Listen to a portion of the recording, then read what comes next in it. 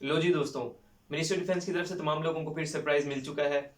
जो टेस्ट हम अप्रैल में एक्सपेक्ट कर रहे थे तो वो अभी 10th ऑफ मार्च को है। तो काफ़ी सारे क्वेश्चन इस बारे में आ रहे थे मुझे, तो मैंने सोचा क्यों नहीं इस पर एक वीडियो बना के तमाम लोगों को बता दिया जाए। अच्छा, एक क्वेश्चन जो है ना, वो जो मोस्टली लोग कर रहे हैं ना, वो कर रहे हैं कि इतनी प्रिपरेशन जो है अब, ठीक है, इतनी प्रिपरेशन अब कैसे की जाए, ये तो बहुत ज़्यादा है। जैसे कि मैंने पिछली वीडियो में भी आपको बताया कि इसमें तो इंग्लिश, मैथमेटिक्स और मैथमेटिक्स तो नहीं, इंग्लिश और पाक अफेयर, करंट अफेयर्स, इसके अलावा जनरल साइंस, कंप्यूटर साइंस और इस तरह के काफ़ी सारे जो है वो क्वेश्चंस आते हैं और एनालिटिकल रीजनिंग भी आती है। तो अब बहुत सारे जो कैंडिडेट्स हैं ना, वो इसी सिलसिले में परेशान है कि सर अब हम तैयारी कैसे करें और कहाँ से करें।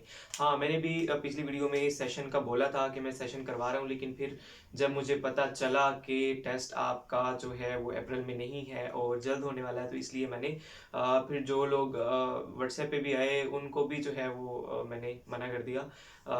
मतलब मोस्टली तो गर्ल्स ही आई थी कुछ, लेकिन उनको भी मैंने कह बता दिया कि अभी जो है मैं सेशन नहीं करवा रहा, क्योंकि 10 दिन में जो है ना, ना मैं आपको एडी बना सकता हूँ 10 दिन में, ना सब इंस्पेक्टर, कोई भी मतलब ऐसी पोस्ट नहीं है कि 10 दिन के अंदर जो मैं आपको बना दूं। मैं तो क्या, कोई भी एकेडमी जो है पाकिस्तान की या फिर पूरी दुनिया की आपको 10 दिन के अंदर जो है वो ऐसी प्रिपरेशन नहीं करवा सकती कि जिससे आप जो है वो सिलेक्ट हो जाए। अच्छा, तो इसमें परेशान होने वाली बात भी नहीं है कि 10 दिन में हम कैसे अब तैयारी करेंगे। तो देखिए, जिस तरह आप लोगों को, जो शख्स ये सोच रहा है कि मेरी प्रिपरेशन नहीं है, आपको अगर 10 दिन मिले हैं तो बाकी लोगों को भी 10 दिन मिले हैं। जितने भी लोग हैं उनको सबको सेम बराबर टाइम मिला है। तो अब प्रिपरेशन का ये है कि जिन लोगों का ऑलरेडी बैकग्राउंड है, जो एफपीएससी पीपीएससी की प्रिपरेशन कर रहे हैं, तो उनको तो इतना मसला नहीं है, उन्होंने सिर्फ रिवाइज करना है। अब ज़्यादा मसला उनके लिए है कि जो लोग एक नए सिरे से प्रिपरेशन कर रहे हैं। अच्छा, तो उनके लिए जो है ना, वो मोटिवेशन ये है, मोटिवेशन नहीं है बल्कि सच सच है और सच में मोटिवेशन है। उनके लिए ये है कि जो एमओडी टेस्ट बनाती है वो इस टाइप का नहीं बनाती कि जिस तरह पीपीएससी में है ना रट्टा, मतलब जिसने भी वो वॉल्यूम 2 वाला पीपीएससी का वॉल्यूम 1 पहले करते थे, अभी 2 डाटा उन्होंने अपडेट किया है, जो वॉल्यूम 2 कर लेता है, तो मोस्टली ऐसे होता है कि वो या तो टेस्ट पास कर लेता है या वो करीब करीब होता है 5-7 मार्क्स के मार्जिन से ना। एमओडी में ना इस तरह का कंसेप्ट नहीं है। एक तो जो है ना, जो इनका डाटा बैंक है वो समझ ले कि नया होता है और आसान होता है। ऐसा डाटा बैंक होता है जो तमाम लोग जो पहले से प्रिपरेशन कर रहे हैं वो भी, और जो नए लोग हैं प्रिपरेशन कर रहे हैं वो भी, दोनों लोग उन क्वेश्चंस को सॉल्व कर सकते हैं। मतलब कि ज़्यादा मुश्किल पेपर वो नहीं बनाते। यहाँ जो मेन चीज़ है ना, वो टाइम जहाँ पे आपको लगता है वो है एनालिटिकल जो पोर्शन है आपका। कई लोग जो है ना वो ये भी कहते हैं कि एनालिटिकल पोर्शन जो है वो आपको लाजमी करना चाहिए, क्योंकि उन्होंने कोई एग्रीगेट बनाया होता है कि आपने इसमें से इतने मार्क्स लोगे तो आप जो है वो नेक्स्ट फेज के लिए, मतलब अगर 100 में से 20 एनालिटिकल हैं और आप देखते हैं कि आपको एनालिटिकल आता ही नहीं है, बाकी आपने सारे ठीक किए हैं, 80 में से 70 ले लिए हैं, तो एक्सपेक्टेड मेरिट तो यही होता है ना कि 60-65 आपने ले लिए, तो होप्स हो आपका नेक्स्ट फेज के लिए नाम आ जाता है, नेक्स्ट फेज के लिए। तो वो एक का नहीं होता, वो एक सीट पे 30 लोग होते हैं। तो अच्छा, बात में ये कह रहा था कि डाटा बैंक जो है ना, इनका जो क्वेश्चन होते हैं वो इतने ज़्यादा मुश्किल नहीं होते। मैंने पास पेपर्स अपलोड किए हुए हैं जो पिछले साल हुए हैं, तो आप वो देखेंगे जाके, वहाँ पे भी आपको फील होगा कि ये कोई बहुत ज़्यादा मुश्किल क्वेश्चंस नहीं है, बल्कि आसान क्वेश्चन जो है ना वो एनटीएस पूछता है। अच्छा, इसमें एक चीज़ तो ये क्लियर होगी ना, नए कैंडिडेट्स के लिए भी और जो पुराने हैं उनके लिए भी, कि इनके क्वेश्चंस जो है ना वो इतने मुश्किल नहीं होते। जो एडी लेवल का भी पेपर है ना, उसके भी क्वेश्चन इतने मुश्किल नहीं होते हैं। बस उसमें ये है कि जैसे पिछली वीडियो में मैंने बताया कि टाइम मैनेजमेंट आपने करनी होती है, कि सिर्फ एक बार रीड किया और फौरी तौर पे बबल को फिल किया और आगे चले गए और उसको भूल गए। अगर आपको लगता है कि बिल्कुल मुझे नहीं आता, तो उसको बिल्कुल छोड़ा और आगे चले गए, और इस तरह जो है आप अपना पेपर जो है वो सॉल्व कर लेते हैं। तो मेन जो क्वेश्चन था ना स्टूडेंट्स का, वो ये था कि सर अब 10 दिनों में तैयारी कैसे करें। 10 दिनों में आपने जितना कुछ पहले पढ़ा हुआ है ना, यानी कि आप लोग जिन लोगों ने अप्लाई किया है, किसी ने मास्टर्स, किसी ने बैचलर्स, मोस्टली जो मिनिमम है वो इंटरमीडिएट वाले होते हैं, तो जो सिलेबस आपने ऑलरेडी पढ़ा हुआ है ना अपना, अपने सिलेबस मतलब अपने कोर्सेज में, आप उन्हीं सिलेबस को जो है ना वो एक बार देख लें। खासतौर पे बीएस की जो डिग्रीज है उसमें बाकी सब्जेक्ट्स भी तो पढ़ाते हैं ना, पाक स्टडीज इस्लामिया तो कंपलसरी है, तो आप अपने वही वाले पाक स्टडी और इस्लामियात को अगर एक नज़र देख लें, और जो लोग पहले प्रिपरेशन कर रहे हैं वो पहले वाले नोट्स को ही उठा के अगर एक बार पढ़ लें, तो मेरा ये ख्याल है कि इनिशियल टेस्ट जो है ना वो आपका पास हो जाएगा।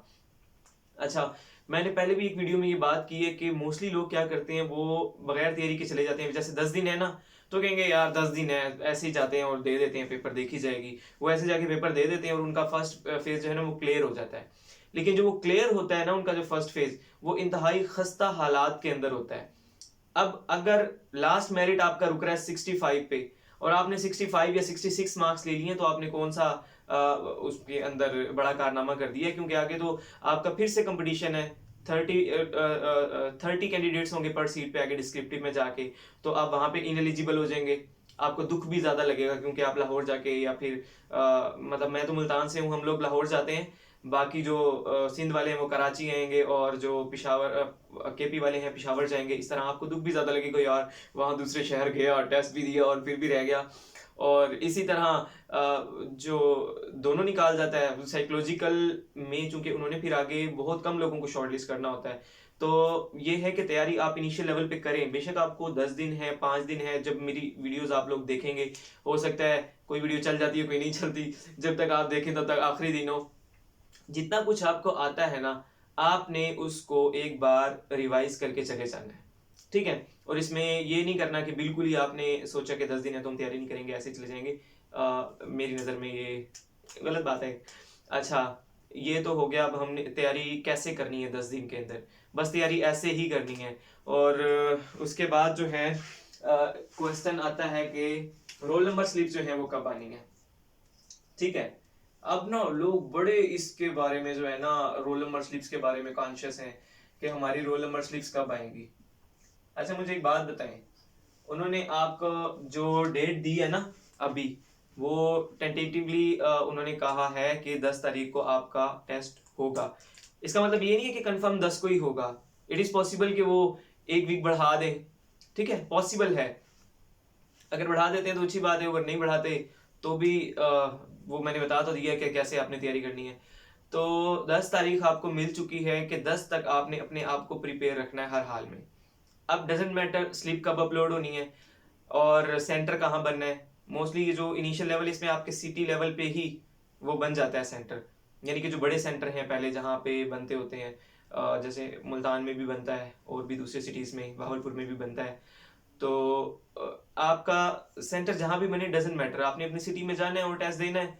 तो स्लिप चाहे जब मर्जी अपलोड हो, लेकिन वैसे स्लिप्स आमतौर पे जो है ना ये अपलोड करते हैं 3-4 दिन पहले, ठीक है। और 3-4 दिन पहले अगर स्लिप अपलोड नहीं है तो आप कह सकते हैं कि शायद कोई एक आधा हफ्ता आपको और मिल जाए, लेकिन इस बात पे मेरी इस बात पे रिलाई नहीं करना है आपने, ठीक है, 1-2 हफ्ते और मिलने वाली बात पे। तो स्लिप्स यार जब भी अपलोड हो जाए आपको इससे मसला नहीं होना चाहिए, आपको बस तैयारी करनी चाहिए, इसका यही जवाब है, ठीक है। और कई लोग क्वेश्चन कर रहे हैं, वीडियो जो मैंने लास्ट अपलोड की है उसी में कमेंट्स किया हुआ था कि सर जो है हमारी रनिंग और फिजिकल जो है वो कब होना है या होगा। तो वो मैंने उसमें भी बताया आपको लास्ट वाली वीडियो में कि आपका जो रनिंग और फिजिकल है वो आपका नहीं होना है। अगर होना होता तो आपकी एड में मेंशन करते, वो आपको बताते कि आपकी इतनी हाइट होनी चाहिए, इतना वेट होना चाहिए, इतना काम आप कर सकते हो, तो हम आपको सिलेक्ट करेंगे। उन्होंने कोई आपको रिक्वायरमेंट नहीं दी है इनिशियली, ठीक है। और सिर्फ ये जो है ना रनिंग और फिजिकल, ये ISSB में जिस तरह वो करवाते हैं ना, वो एडीज का होता है लास्ट, वो भी लास्ट स्टेज पे डिस्क्रिप्टिव जो क्रॉस कर लेते हैं, उसके बाद जब साइकोलॉजिकल के लिए जाते हैं वो 4 डेज के लिए ना, तब जाके उनका होता है हल्का फुल्का। और उसमें वो नहीं होता कि आपने 8 मिनट में या 7 मिनट में 2 किलोमीटर रन करना है, इस तरह का कुछ नहीं है। अच्छा, एक और चीज है, मुझे ना अभी एक पिछले जो बैच था लास्ट ईयर जो सीट्स आई, तो उसमें से एक लड़की का भी मुझे मैसेज आया हुआ था। तो वो मुझसे ये पूछ रही थी कि सर लास्ट टाइम जो है ना, मैं साइकोलॉजिकल टेस्ट मैंने दिया, और साइकोलॉजिकल की स्पेलिंग देखो मैं गलत लिख रहा हूँ,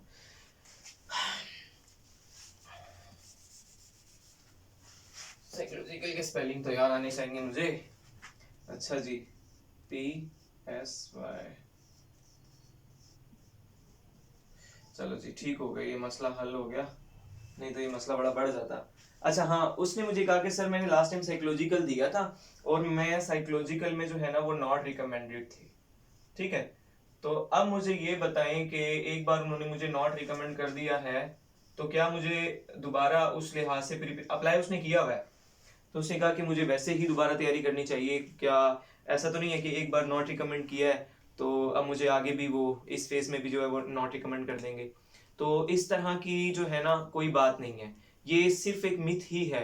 देखिए, अगर ऐसी कोई बात होनी होती ना तो वो आप लोगों को पहले ही ऐड में कह देते। मतलब जिस तरह होता है ना आईएसएसबी में 2 बार आप चले गए, तीसरी बार आप नहीं जा सकते, तो ये चीजें ऑलरेडी पता होती हैं लोगों को। इसी तरह पीपीएससी है, उसमें पीएमएसएससी है, आपको 3 चांस मिल रहे हैं, 3 चांस में आप नहीं कर पाए तो फिर आप घर बैठे सुकून करें, कोई बिजनेस करें, ऑनलाइन काम करें, दुबई का वीजा लगवाएं, चले जाएं, इस तरह का कोई काम करें। लेकिन ऐसा उन्होंने आपको कहा ही नहीं है। अगर कहा नहीं है तो आप क्यों परेशान होते हैं उस बारे में? ठीक है, तो ये एक मिथ है। जो पुराने कैंडिडेट्स मेरी वीडियो देख रहे हैं तो इस चीज़ को सीरियस नहीं लेना। और इस बार जो है ना आपने इनिशियली जो, मेरा ये मानना है कि जो बंदा फर्स्ट इसमें स्क्रीनिंग टेस्ट में अच्छे मार्क्स ले जाता है ना तो एंड तक जो है ना वो सही मेरिट बरकरार रखता है अपना।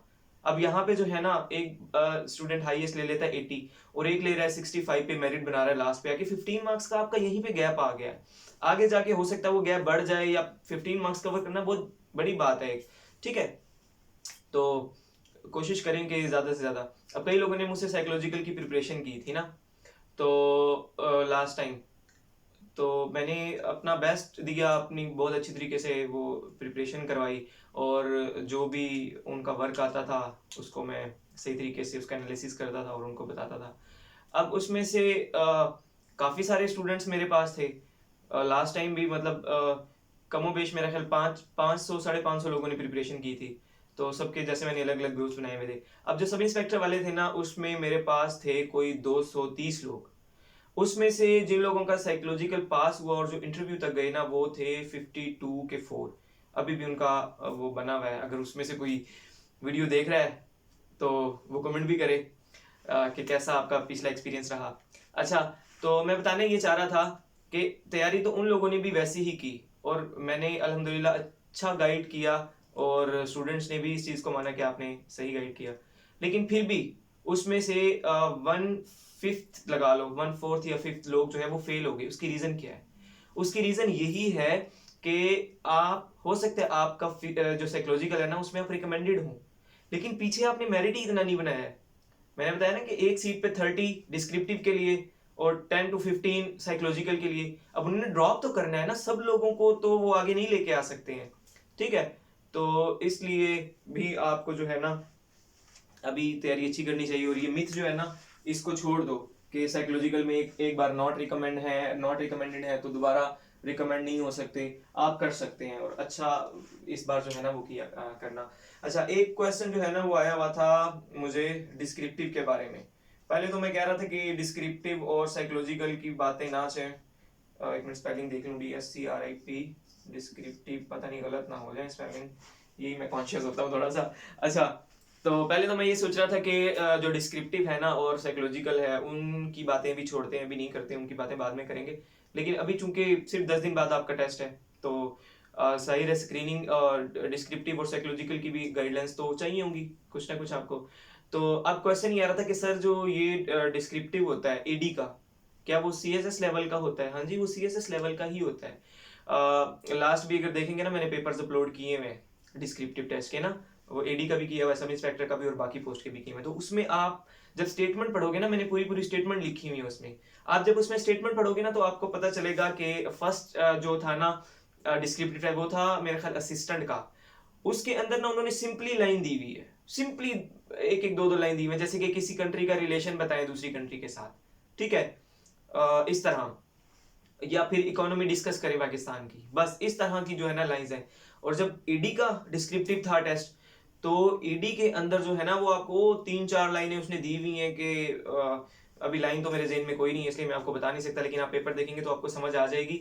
और उसके लिए आपकी वोकैब भी अच्छी होनी चाहिए, वोकैबलरी भी मैं कोशिश करता हूँ। CSS का कल परसों पेपर हुआ है जो, उसकी वोकैब पे भी ना एक वीडियो बनाऊं, क्योंकि वो जो सिनोनिम्स आए हुए हैं ना CSS वाले भी, आप लोग देखना अगर किसी ने पेपर देखा है तो, और जो पीपीएससी की तैयारी कर रहा है, उसमें से 7 सिनोनिम वो फर्स्ट वाले में से, और 5 के 6 जो है वो एंटोनिम्स वो रिपीट हुए हैं।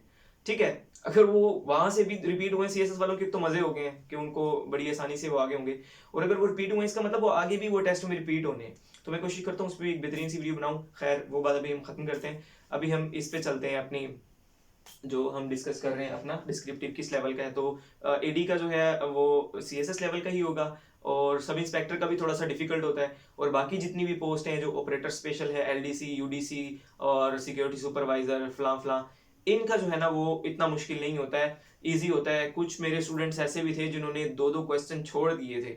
ठीक है, वो कहते हैं सर एक क्वेश्चन तो मेरा वैसे रह गया, एक मैंने बस थोड़ा सा किया था, और वो पास होके वो साइकोलॉजिकल तक पहुंच गए थे।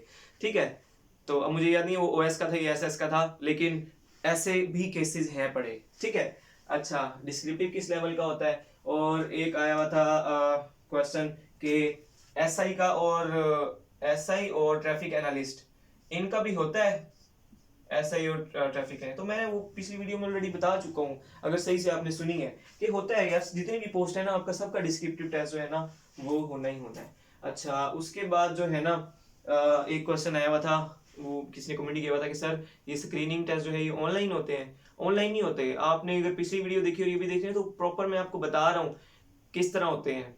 आपने मतलब जिस तरह पीपीएससी का पेपर होता है ना, ऑब्जेक्टिव टाइप बबल्स फिल करने वाला, प्रॉपर आपको रोल नंबर स्लिप आएगी, आप एक सेंटर में जाएंगे, वहां आपको पेपर मिलेंगे, और उस पे आपने जो है वो एक आंसर शीट होगी और एक क्वेश्चन पेपर होगा, और सबके कलर्स चेंज होंगे। ये नहीं सोच के जाना है कि आगे वाले की या पीछे वाले की चीटिंग करके कोई क्वेश्चन पूछ लूंगा, तो वो सबके चेंज होते हैं, इस तरह आप नहीं पूछ सकते हो। ठीक है, और टाइम की कमी होती है। जो लोग हीरो बनने की कोशिश करेंगे ना कि मैं साथ वाले को 2-4 क्वेश्चन बता दूं, कई लोग ऐसे हीरो होते हैं।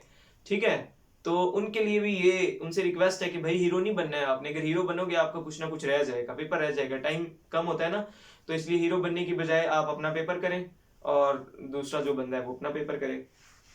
ठीक है, अच्छा जी ये हो गया, ऑनलाइन नहीं होता। उसके बाद क्वेश्चन था मुझसे पेड सेशन के बारे में, वो मैं पहले भी डिस्कस कर चुका हूँ कि जो पेड सेशन है ना वो मैंने नहीं करवाया। उसकी रीज़न यही थी कि मुझे ऐसा लगा कि आपका टेस्ट जो है ना वो रमज़ान से पहले हो रहा है, तो मैंने इसलिए उस में छलांग ही नहीं लगाई ना, कि अगर जाहिर है वो फीस एक बार बंदा अगर ले लेता है तो फिर तो वो प्रॉपर सारा कुछ, और टाइम भी ज़्यादा देना पड़ता है और हर चीज़, तो वो काम हमने नहीं किया है। तो आप अपनी मदद आपके तहत ये काम करेंगे। हाँ मैं जो है ना ये सोच रहा हूँ कि एक पेड ग्रुप बना लिया जाए। पेड की बात अब मैं सिर्फ इसलिए करता हूँ ताकि सीरियस लोग ही आए। ठीक है, शुगर मेले वाले बड़े लोग आ जाते हैं ना, एक तो चूंकि पिछला एक्सपीरियंस रहा है, तो वो ऐसी अजीब अजीब बातें भी करते हैं, अजीब अजीब हरकतें भी करते हैं, और आपको सारी बातें उनकी बर्दाश्त करनी पड़ती हैं, कुछ कर नहीं ना सकते, और आप या तो उनको ब्लॉक करना पड़ता है। अच्छा और है,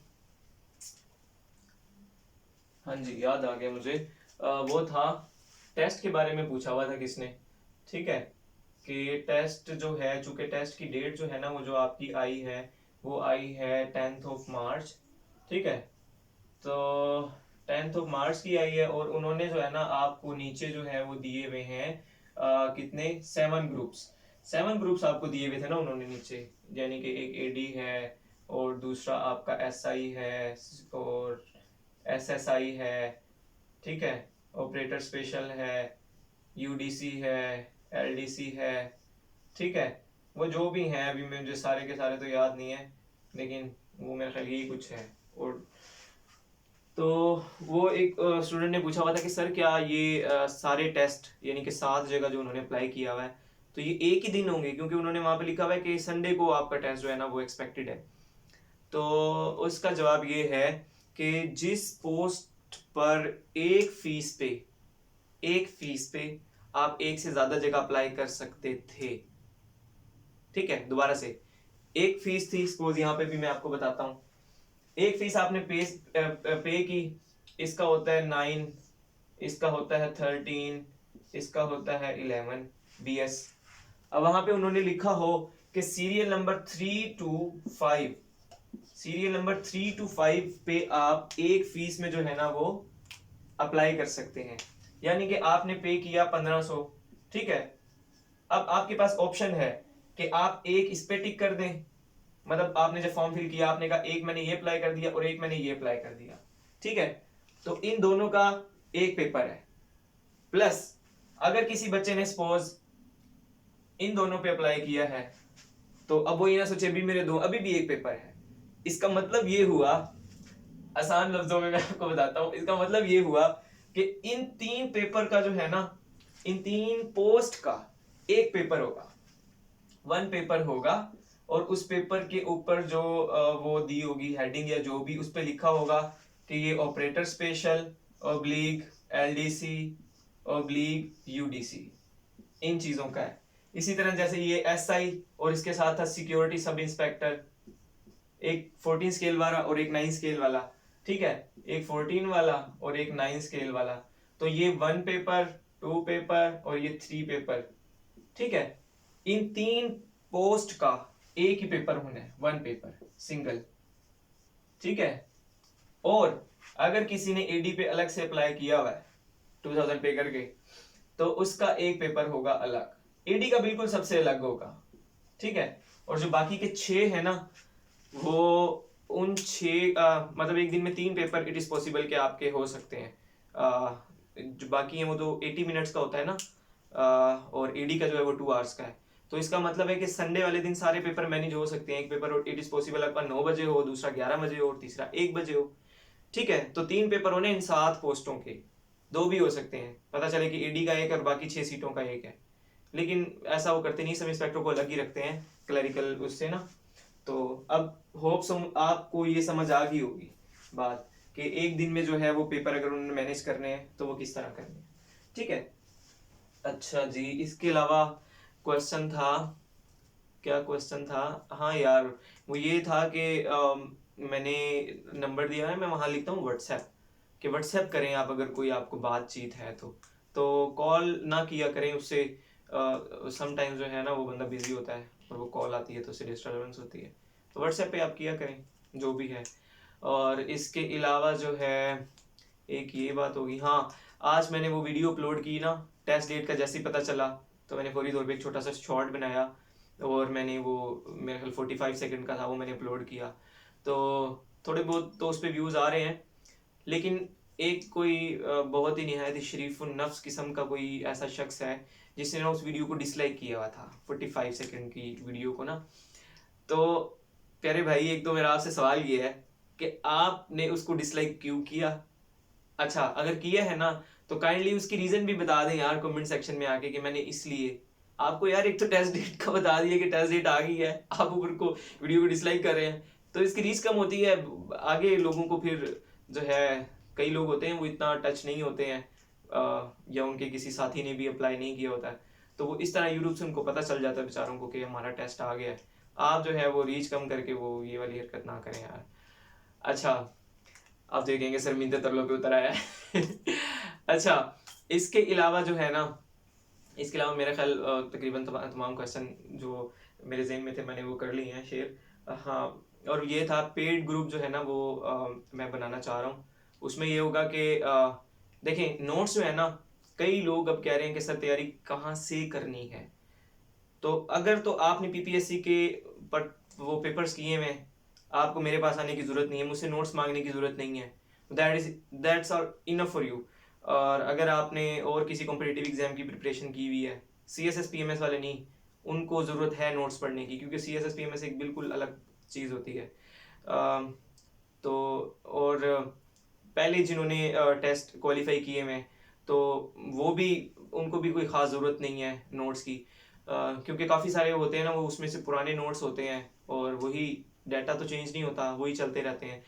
तो कोई नए लोग हैं जो या फिर जो पुराने लोग ही हैं वो कहते हैं कि हमने जी नोट्स करने ही करने हैं सारे जो सर के पास हैं, तो वो लोग जो है मैसेज कर सकते हैं व्हाट्सएप पे।